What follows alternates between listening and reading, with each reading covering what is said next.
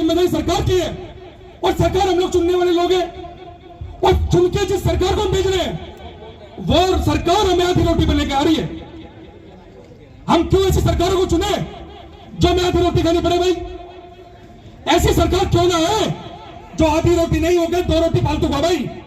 ये बाबा साहब डॉक्टर अम्बेडकर संविधान इस देश के अंदर लागू है और यूजीसी के माध्यम से आप लोगों ने देखा कि किस तरीके से सरकारें लगातार खासतौर पे जो दलित वर्ग है, ओबीसी वर्ग है, उसके हकमारी बड़े पैमाने पर की जा रही है।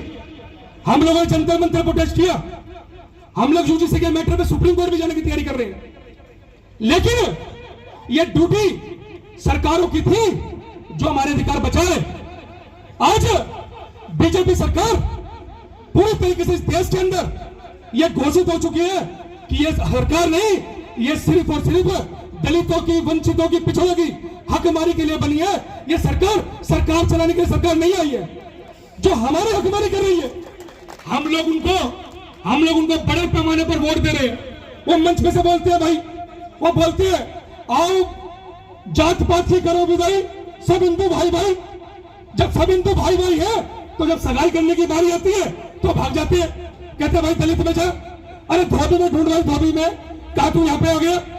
जब वो हिंदू का चला जाता है भाई, ये सिर्फ और सिर्फ वोट लेने के लिए हमें हिंदू बनाया जा रहा है। साथियों, मैं इस मंच के माध्यम से बोलना चाहता हूं कि आप लोगों को समझना पड़ेगा, जो जात पात की विदाई करवा रहे हैं ना, यही लोग हैं जो यूजीसी के खिलाफ मैदान में उतरे हुए हैं।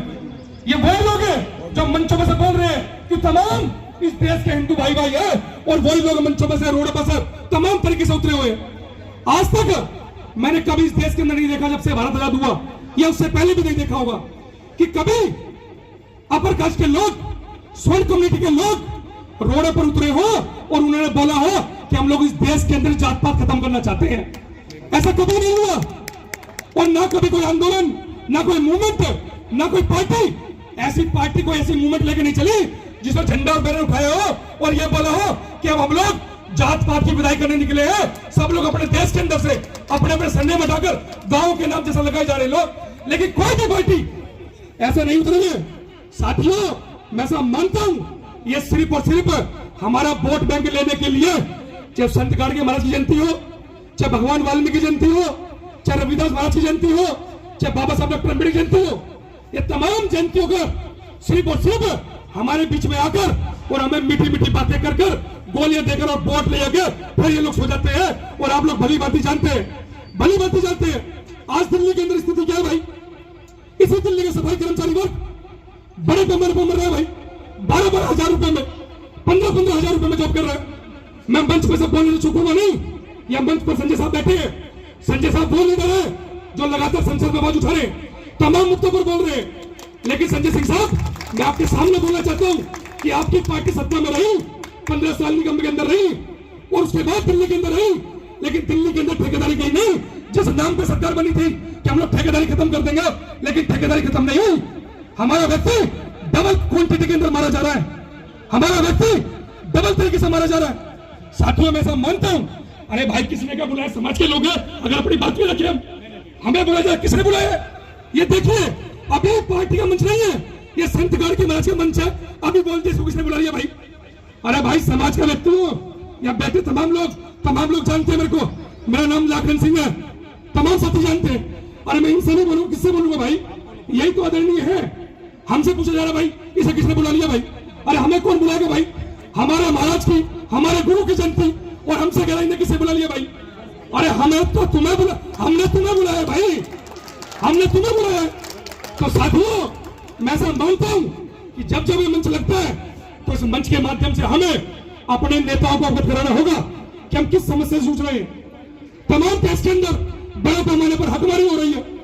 कम लोग, मैं समझता हूं संजय सिंह मात्र एक व्यक्ति है, या एक दो हो तो मैं संसद में मैं जानता हूं कभी, लेकिन एकमात्र व्यक्ति है जो लगातार आप लोगों की बात को मुखर होकर रख रहे हैं। इस बात को मंच के माध्यम से मुझे कतई बोलने में विरोध नहीं है, लेकिन यह बात भी मैं बोलूंगा कि जब हमारी हकमारी हो रही थी तो एक पार्टी आंख मूंद के बैठी थी, मैं इस बात पर विरोध नहीं करूंगा। तो साथियों, में समझना पड़ेगा कि तमाम तरीके से हमारे को, दलितों को, पिछड़ों को सिर्फ वोट साधने के नाम पर किया जा रहा है। और इस यूजीसी का जो मैटर है ना, ये यूजीसी का मैटर यूजीसी तक सीमित नहीं है।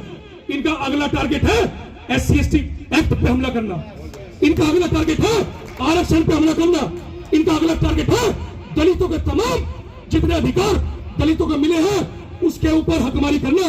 ये इनका बड़ा छुपा एजेंडा है और इसके अंदर तमाम तरीके से सारी पार्टी चुप है। अगर आज ये सरकार घोषणा कर देना कि ये सरकार हिंदू राष्ट्र घोषित होता है, सरकार घोषित करते, तो मैं गारंटी से बोलता हूं कि इस देश के अंदर एक भी पार्टी नहीं है जो विरोध कर पाएगी। क्यों? क्योंकि सब लोग चाहते हैं कि भाई वोट की राजनीति की जाए। मैं समझता हूं कि वोट की राजनीति ज्यादा जरूरी है कि हमें अपने समाज के लास्ट पायदान को, लोगों को मुख्य धारा में जोड़ने काम करना होगा।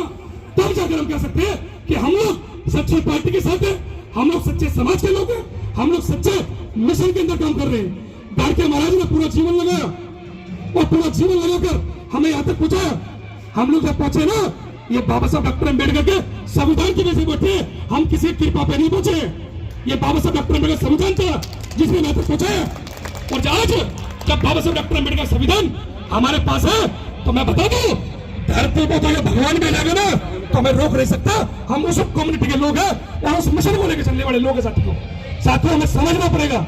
साथियों मैं अपनी बात खत्म करता हूं, पीछे से लगातार साथी बोल रहे हैं। साथियों जंग भले ही हारे जाएंगे, जंग भले ही हारे जाएंगे, लेकिन दुश्मन ललकारे जाएंगे। हद की बात खत्म नहीं होगी, हद से हद मारे जाएंगे, लेकिन हम बोलना बंद नहीं करेंगे। साथियों जय भीम, जय भारत, धन्यवाद बहुत बहुत।